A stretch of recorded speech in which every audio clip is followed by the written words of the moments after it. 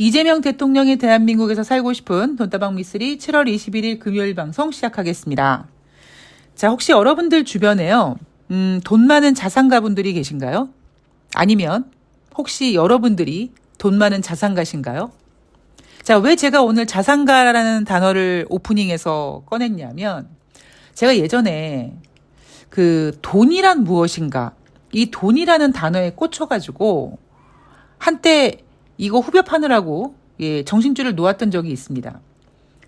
그리고 그나마 다행인 게 제가 이제 증권 영업하면서 사람들을 많이 만나고 특히 이제 금융 쪽이니까 뭐 제가 허접하지만 제가 당신의 돈을 불려드리겠습니다. 뭐 이런 그 변명으로 사람을 만날 수 있지 않습니까? 그래서 제가 주변 지인분들한테 좀 소개를 받아서 진짜 대한민국에서 돈 많은 자산가.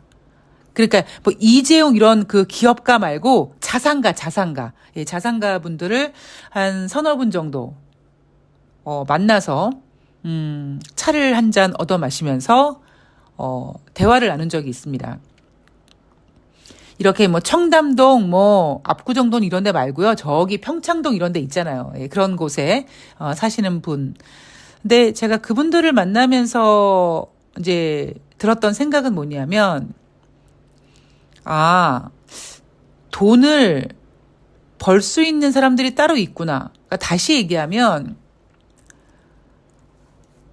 돈을 저렇게 많이 가지고 있을 수 있는 어떤 그 돈의 품격을 보여줄 수 있는 사람이 따로 있구나라는 생각을 했습니다.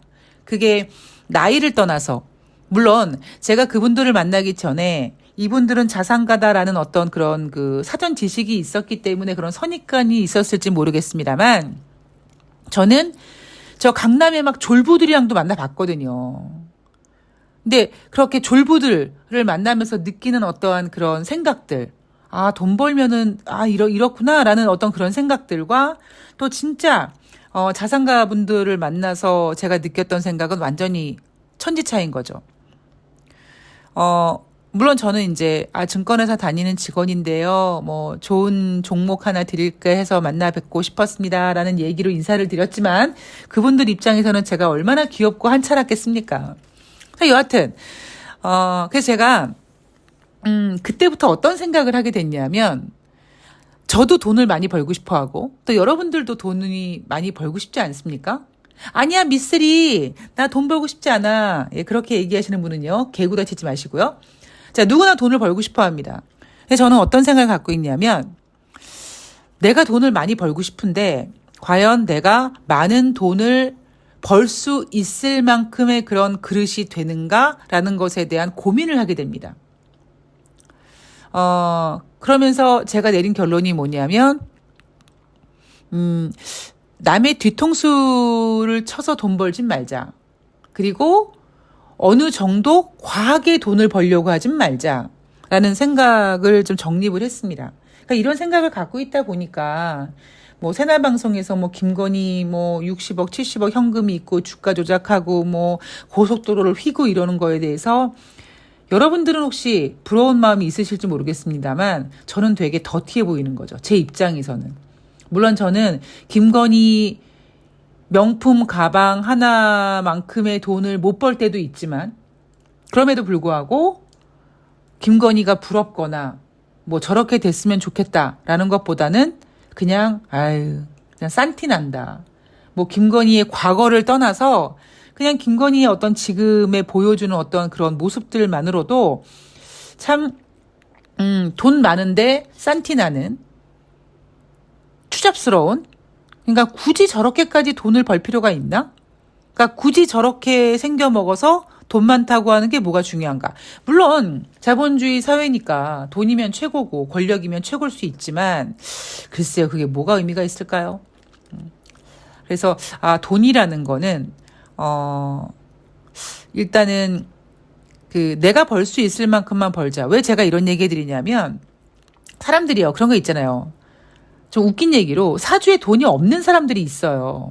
예전에 제가 지금 연락을 끊었는데, 예전에 이제 알고 지내던 후배 녀석이 증권 전문가를 하는데 얘는 돈을 못 벌어요.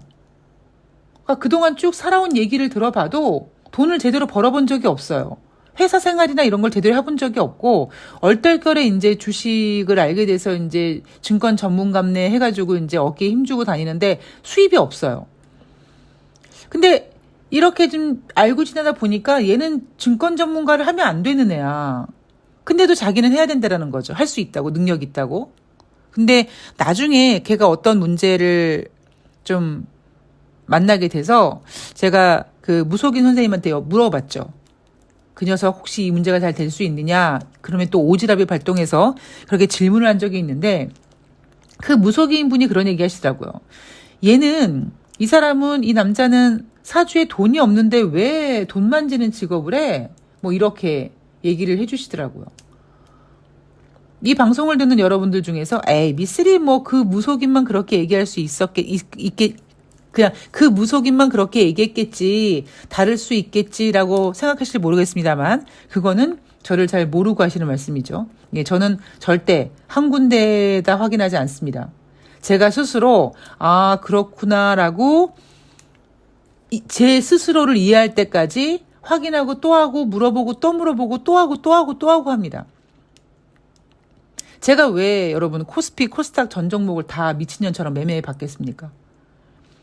대형주도 매매해보고, 뭐 중소형주도 매매해보고, 동전주도 매매해보고, 우선주만 매매해보고, 테마주 매매해보고, 일정 매매해보고 다 해봤어요.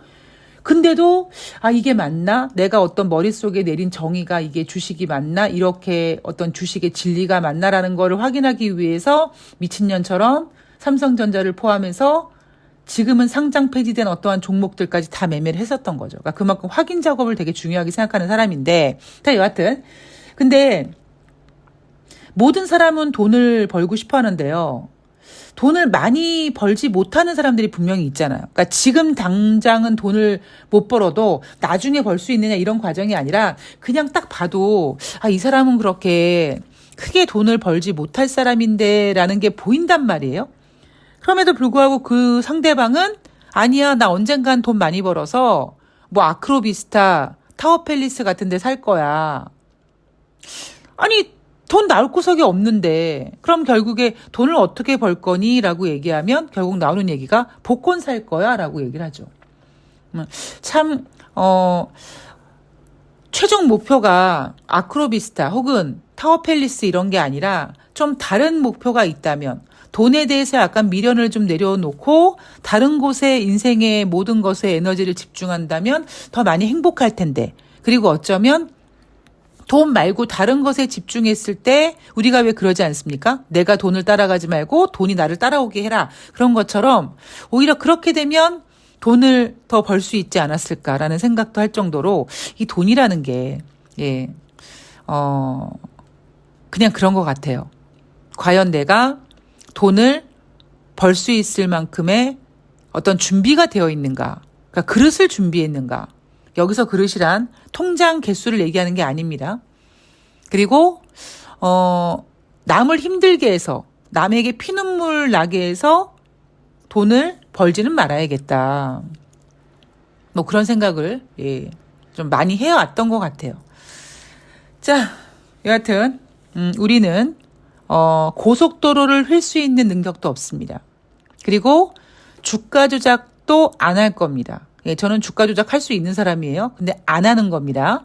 제가 말씀드렸죠. 이벤트 하시는 분들 주가 조작에 절대 걸릴 일이 없어요. 왜? 주가 조작을 안 하기 때문에. 못하는 거와 안 하는 거는 다른 거 아시죠? 할 줄 아는데 안 한다는 얘기는 주가 조작 같은 어떤 기법을 완전히 제외시키고 매매를 하고 있다는 얘기입니다. 자, 좋은 마음으로.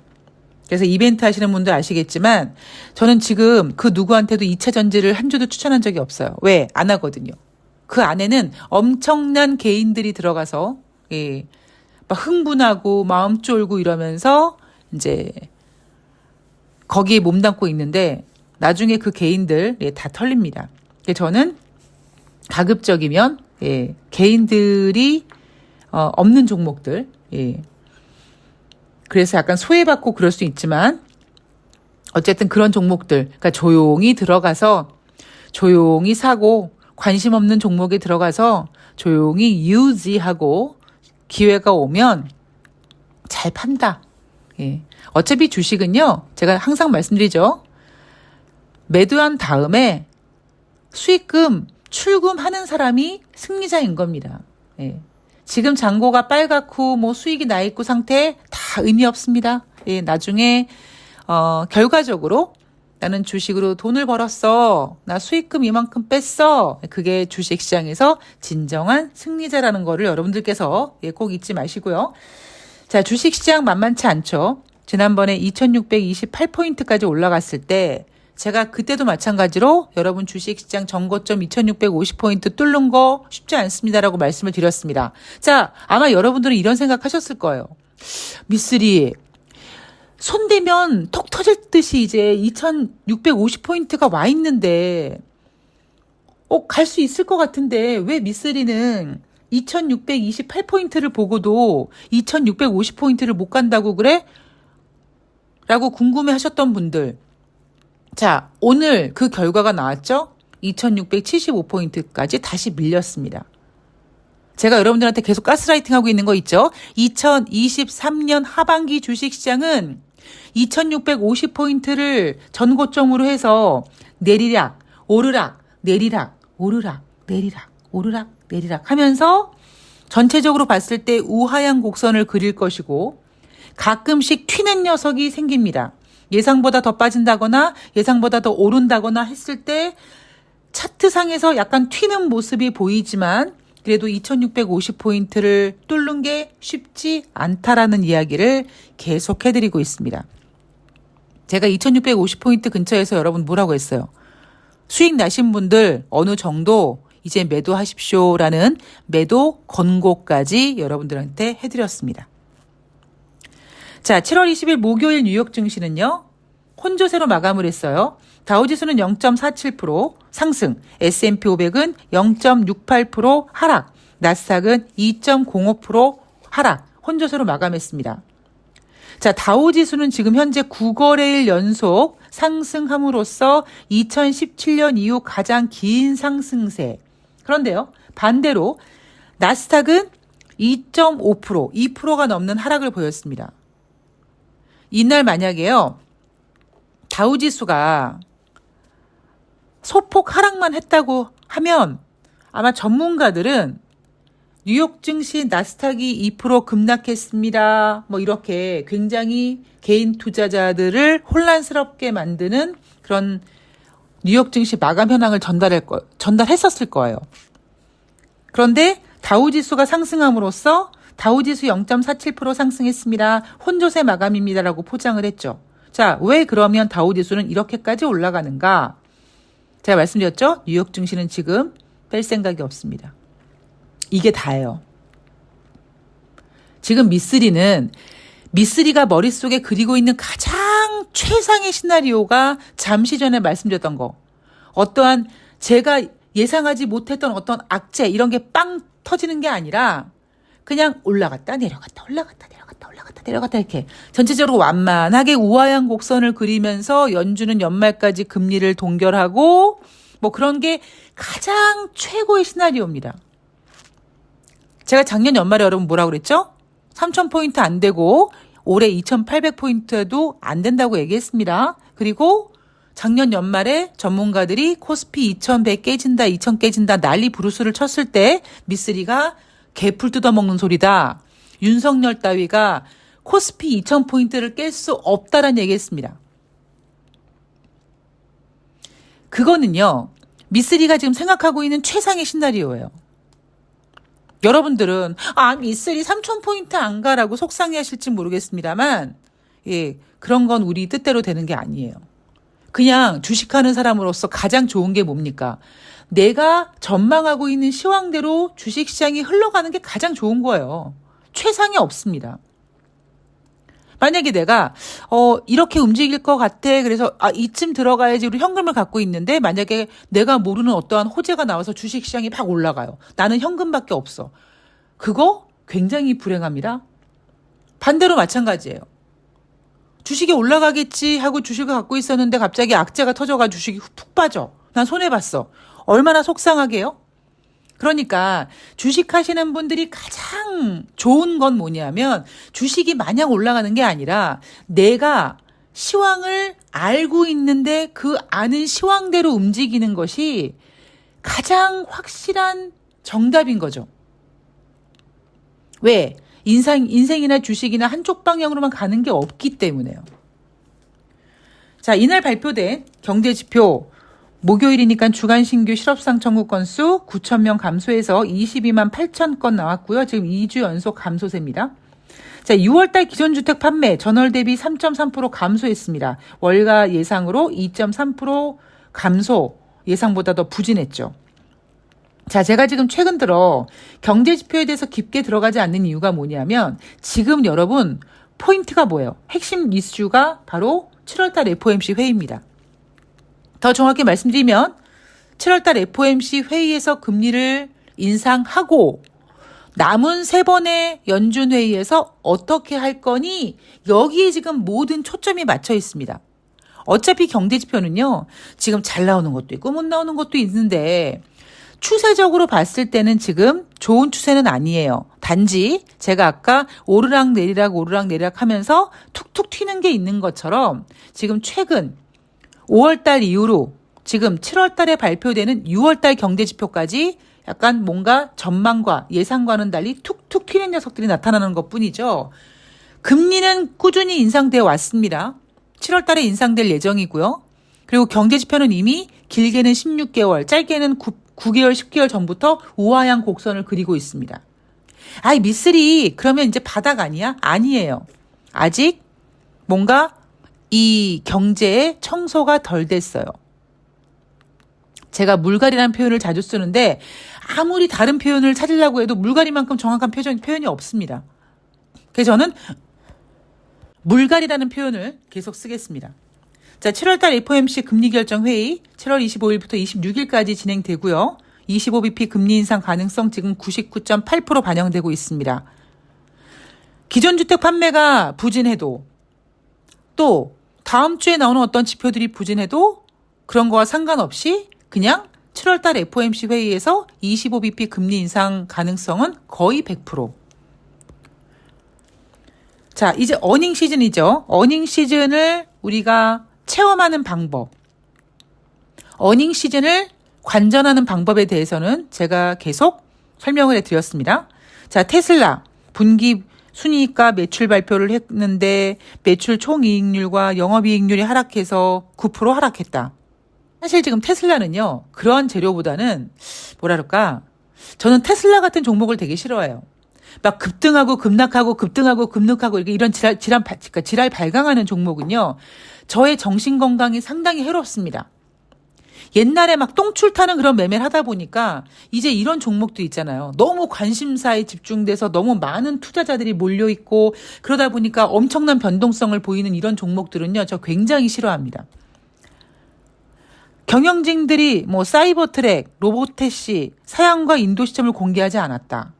3분기 공장 개선을 위해서 업무 중단으로 차량 생산이 늦어지고 있다. 뭐 이런 그 사이드 재료들이 막 나오면서 막 주가를 흔들고 있지 않습니까?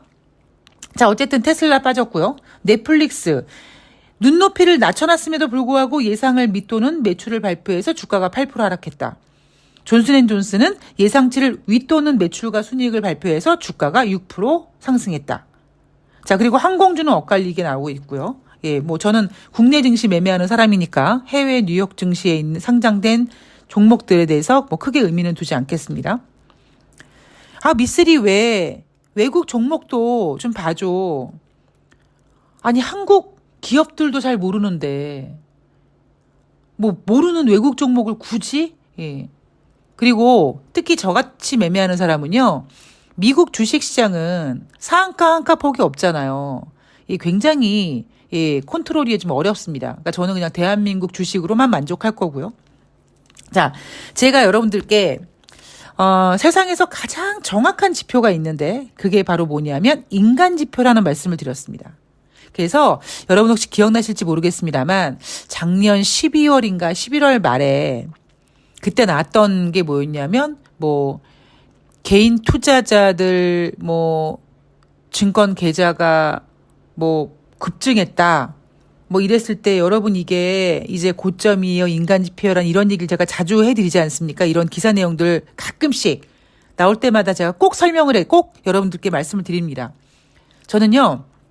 인간지표보다 더 정확한 지표는 아직까지 못 봤어요. 주가가 막 하락해. 월요일도 빠지고 화요일도 빠지고 수요일도 빠지고 막 그래. 근데 갑자기 8시 뉴스, 9시 뉴스에 띠 그리고 화면이 돌아가면서 뭐 코스피 몇천 포인트 붕괴 막 이렇게 나오면 아 내일 주가 올라가겠구나라고 생각합니다. 자, 왜 제가 이 얘기를 해드리느냐. 자, 올해 상반기 국내 증시에서 주식 결제 대금이 직전 반기 그러니까 2022년 7월부터 12일 6개월보다 8% 증가했다. 이거는 뭘 의미합니까? 거래량이 늘어났다. 거래를 많이 한다죠. 근데 제가 여러분 작년 연말에 이런 얘기 드렸어요. 대한민국 주식시장에는 공식이 있다. 외인이 사고 기관이 사고 개인이 산다. 그런 공식이 있는데 미쓰리가 올해 돈을 벌려면 사실 그 공식이 통하면 안 된다라는 얘기를 했습니다. 근데 예상보다 막 주식이 올라가면서 지금 개인들이 많이 들어와 있어요. 그런데 다른 점이 뭐냐면 여러분 기사 내용을 잘 보세요. 주식 결제 대금이 직전 반기보다 증가했잖아요.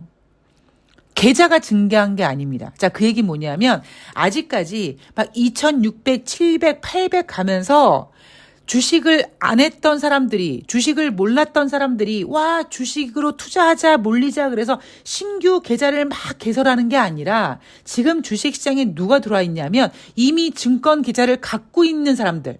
그러니까 주식시장을 좀 아는 사람들. 2,400포인트에서 2,600포인트 그 사이를 맛본 사람들. 그런 사람들이 지금 들어와 있는 겁니다. 2,800포인트나 3,000포인트에서 매매한 사람들이 여유 자금이 있다면 일단 그 사람들도 들어와 있겠지만 그 사람들 많이 못 들어와 있어요. 왜냐하면 그분들은 2,800, 900, 3,000 넘게 산 사람들은 아직까지 주식시장이 두려운 겁니다. 그런데 2,300, 2,600, 700 그 사이 때 매매를 해본 사람들은 지금 주식시장에 증권계좌, 휴명계좌를 열고 다시 돈을 입금시켜서 매매를 한다는 거죠. 어쨌든 이 기사가 나왔던 얘기는 뭡니까? 예, 인간지표가 나왔다라는 거예요. 그래서 주식이 빠진다는 얘기예요. 결과적으로. 자, 뉴욕 증시 지금 나스닥이 하락하면서 대한민국 코스피 시장 21포인트 하락해서 2,579포인트입니다. 자, 인생이나 주식이나 한쪽 방향으로 가는 게 없습니다. 다우지수는 9개월 연속 상승했지만 나스닥이 하락하면서 대한민국 주식시장은 지난주 분위기 좋았고 이번 주 초까지는 좋았지만 다시 분위기가 쎄해졌죠. 그러니까 여러분 시황을 넓게 보세요. 인생이나 주식이나 한쪽 방향으로만 가는 게 없다가 주식시장에서 가장 중요한 진리입니다. 진리. 이것만 알고 계시면 차트 같은 거 왜 봐요? 보조 차트 같은 거 뭐 도움돼요? 차트에서 신호 준대. 개풀 뜯어먹는 소리입니다. 어떤 차트에서 이평선을 넘었고 어떤 기준선을 넘어서 매수 신호가 떴다. 그런 게 있으면요. 그거보다 더 똑똑한 어떤 인간이 그 신호를 역이용해서 그 전에 팔아버리든 그 전에 사버리든 합니다. 주식시장은 어리석은 아니죠. 순진한 개인 투자자들을 매일매일 등쳐먹을 생각을 합니다. 그래서 여러분들은 그런 곳에 등쳐먹지 않기 위해서 정신 반짝 차리고 멘탈 꽉 잡고 지혜로운 투자자가 되셔야 된다라는 이야기를 끝으로 오늘 방송은 마치겠습니다. 자, 오늘 방송은 이제 오늘 마치고요. 저는 내일 7월 20일 토요일 날 더욱더 재미있는 조금이나마 도움되는 그런 이야기로 찾아뵙도록 하겠습니다. 주말에 비 많이 온다고 하니까요. 오늘 무더위 잘 이겨내시고 비 피해 없으시도록 조심하시기 바랍니다. 고맙습니다.